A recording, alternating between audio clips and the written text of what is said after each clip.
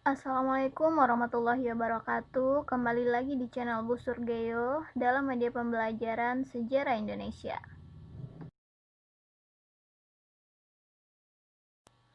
Pada pertemuan kali ini, kita akan membahas tentang alkulturasi budaya Hindu-Buddha pada masa kini. Simak videonya sampai selesai ya.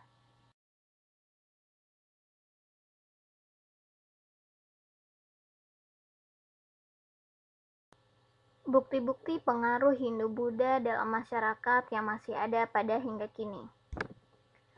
Pertama kita bahas dalam segi bahasa dan tulisan. Indonesia memasuki masa aksara ditandai dengan penggunaan huruf Pallawa dan bahasa Sanskerta. Bukti pertama dikenalnya tulisan di Nusantara adalah tulisan yang ada di 7 buah yupa di wilayah Kutai, Kalimantan Timur. Nah, gambarnya bisa kalian lihat di sebelah kanan. Itu salah satu yupa dengan inskripsi. Nah, bahasa dan tulisan dapat dilihat di prasasti, kitab, dan manuskrip.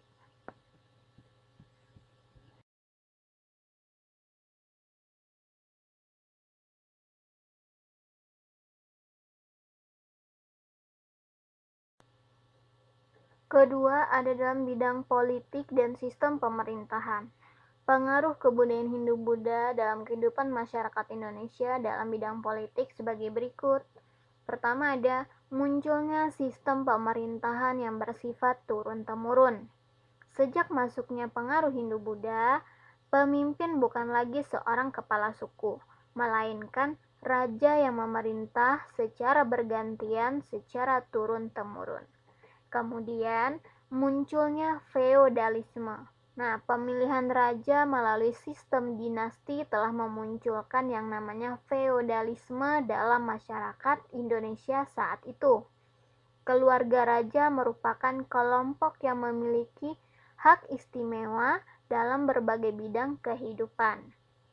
Kemudian munculnya kerajaan-kerajaan yang bercorak Hindu-Buddha, seperti Kerajaan Sriwijaya, Majapahit, Singosari, Kediri, dan lain sebagainya.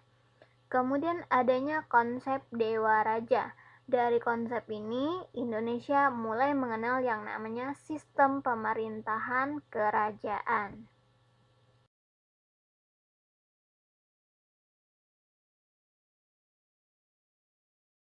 Lanjut, ketiga ada ekonomi dan sistem mata pencaharian. Dari pengaruh kebudayaan Hindu-Buddha dalam kehidupan masyarakat Indonesia di bidang ekonomi dan sistem mata pencaharian sebagai berikut. Ada berkembangnya kegiatan perdagangan dan pelayaran antar pulau. Masyarakat Indonesia sudah mengenal kegiatan perdagangan dan pelayaran sejak lama. Mereka berdagang dengan menggunakan sistem barter. Barter itu maksudnya barang ditukar dengan barang. Seiring masuknya pengaruh Hindu-Buddha, kegiatan perdagangan dan pelayaran itu pun semakin berkembang hingga ke wilayah-wilayah di luar Nusantara. Mereka membentuk pasar untuk memperjualbelikan barang dagangan mereka. Kemudian mengenal yang namanya sistem mata uang. Di beberapa kerajaan, penggunaan mata uang berupa uang perak, tembaga, dan emas sudah mulai dilakukan.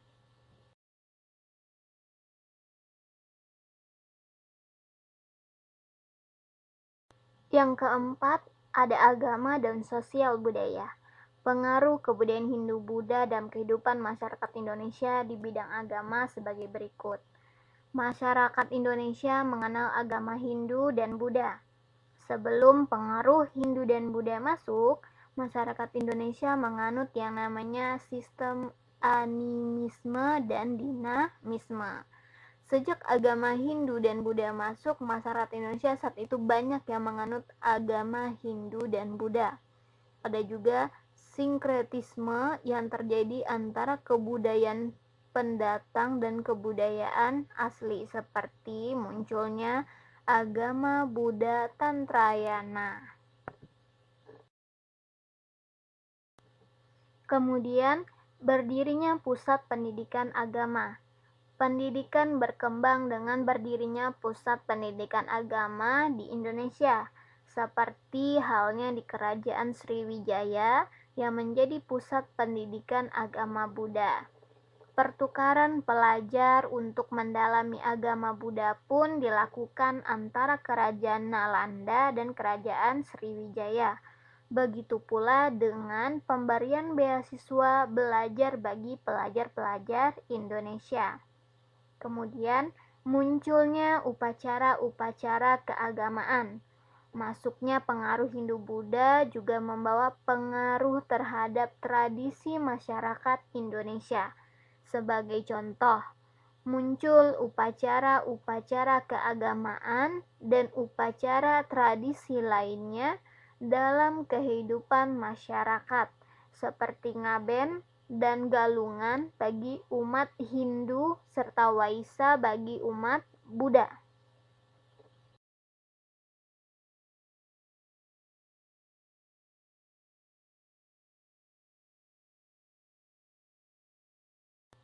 Kemudian dalam kehidupan sosial budaya, pengaruh kebudayaan Hindu yang nyata adalah munculnya stratifikasi sosial masyarakat berdasarkan sistem kasta. Pengaruh agama Hindu yang paling terlihat adalah munculnya sistem kasta dalam masyarakat Indonesia. Masyarakat Indonesia terbagi menjadi kasta Brahmana, Ksatria, Waisya, dan Sudra. Kemudian selain dari munculnya stratifikasi sosial, adanya pengenalan sistem kalender Saka. Nah, kalender Saka yang dimulai pada tahun 78 mulai digunakan dalam kehidupan sehari-hari masyarakat seiring berdirinya kerajaan Hindu-Buddha di Nusantara. Kemudian kesenian berkembang pesat. Kesenian, baik seni sastra, seni ukir, seni wayang, maupun seni tari, semakin berkembang. Hal ini terlihat dengan adanya peninggalan masa Hindu-Buddha berupa kitab dan kakawin dari setiap periode kerajaan yang muncul. Begitu pula dengan seni ukir yang ditunjukkan oleh keragaman bentuk candi dan arca. Dari seni wayang yang berkembang pada masa Hindu-Buddha merupakan wujud akulturasi dengan tradisi lokal yang sudah ada. Pada awalnya, pertunjukan wayang merupakan bentuk pemujaan terhadap roh nenek moyang. Akan tetapi, setelah masuknya pengaruh Hindu-Buddha, pertunjukan wayang menjadi salah satu seni pertunjukan dengan dewa-dewi dan sumber ceritanya dari Ramayana dan Mahabharata asal India.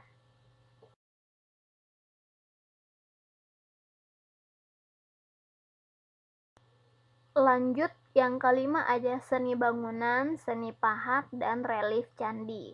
Nah, candi umumnya berfungsi untuk menghormati dan memuliakan dewa-dewi Hindu. Bangunan candi pada umumnya terdiri atas 3 bagian utama, yaitu pertama ada Swarloka yang melambangkan tempat para dewa atau jiwa yang telah disucikan.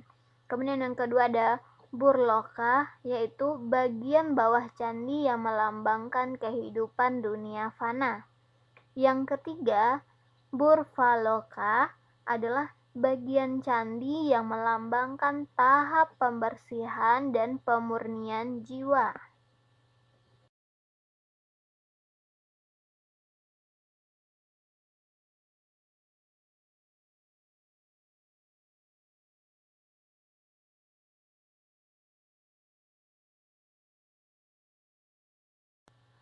Nah, ini ada perbedaan antara Candi Jawa Tengah dengan Candi Jawa Timur.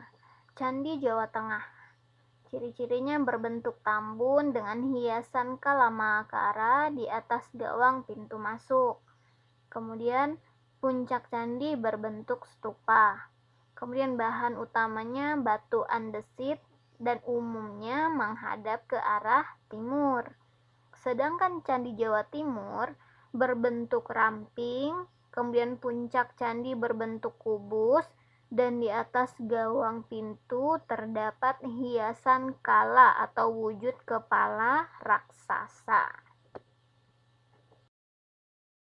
Nah, itu tadi penjelasan tentang akulturasi kebudayaan Hindu-Buddha di Indonesia. Nah, sekarang ini tugasnya, kalian tulislah dan catat di buku catatanmu soal dan jawabannya. 1. Jelaskan tentang bentuk-bentuk akulturasi budaya dalam arsitektur, sistem kemasyarakatan, sistem pemerintahan, sistem kepercayaan, dan seni aksara. Yang kedua, membuat esai tentang pengaruh akulturasi budaya dalam seni bangunan pada masa Hindu-Buddha. Yang ketiga, membuat esai tentang pengaruh akulturasi budaya dalam sistem kemasyarakatan. Yang keempat, menjelaskan tentang nilai-nilai dari akulturasi budaya bagi perkembangan budaya saat ini di Indonesia.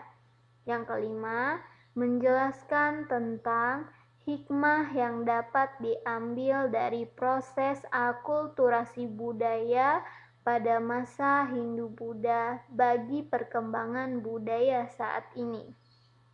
Nah, hasilnya silakan difoto, kemudian dikonvert ke PDF, lalu diupload di Google Classroom. Kuis jangan lupa di screenshot, kemudian diupload bersamaan dengan tugasnya. Nah, itu tadi penjelasan singkat tentang akulturasi kebudayaan Hindu-Buddha dalam kehidupan masyarakat Indonesia pada masa kini. Semoga bermanfaat dan bisa dimengerti. Terima kasih atas perhatiannya. Sampai ketemu lagi minggu depan. Akhiri dengan Assalamualaikum warahmatullahi wabarakatuh.